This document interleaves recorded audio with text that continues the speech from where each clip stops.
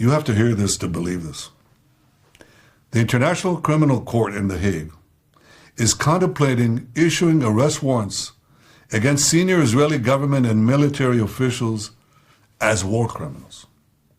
This would be an outrage of historic proportions. International bodies like the ICC arose in the wake of the Holocaust committed against the Jewish people. They were set up to prevent such horrors, to prevent future genocides.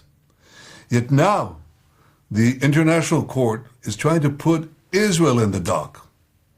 It's trying to put us in the dock as we defend ourselves against genocidal terrorists and regimes, Iran of course, that openly works to destroy the one and only Jewish state. Branding Israel's leaders and soldiers as war criminals will pour jet fuel on the fires of anti-Semitism, those fires that are already raging on the campuses of America and across capitals around the world. It will also be the first time that a democratic country fighting for its life according to the rules of war is itself accused of war crimes. The Israeli army, the IDF, is one of the most moral militaries in the world.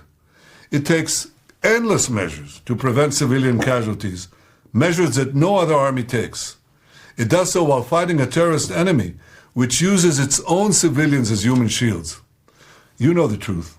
Hamas places its weapons, its terrorists, in hospitals, schools, mosques, and throughout civilian areas.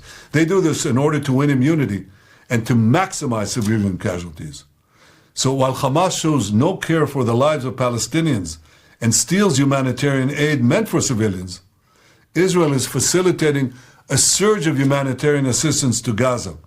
And we do this to ensure that the Palestinian population's humanitarian needs are met, rather than commend Israel for abiding by the rules of war while fighting an enemy that violates every rule of war, including holding 133 Israeli men, women, and children hostage.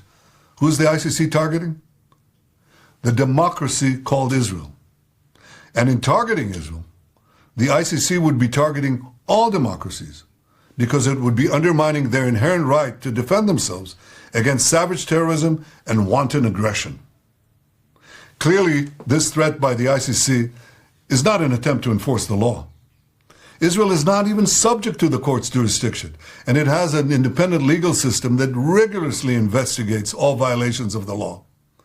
Rather, this ICC attempt is an attempt to paralyze Israel's very ability to defend itself. The government and people of Israel reject outright this grave threat to our security, this grave threat to our very existence. And I want to assure you, no ICC action will impact Israel's ironclad determination to achieve the goals of our war with Hamas terrorists. We will destroy Hamas's military and governing capabilities in Gaza. We will release all our hostages, and we will ensure that Gaza never poses a threat to Israel again. Israel expects the leaders of the free world to stand firmly against the ICC outrageous assault on Israel's inherent right of self-defense. We expect them to use all the means at their disposal to stop this dangerous move.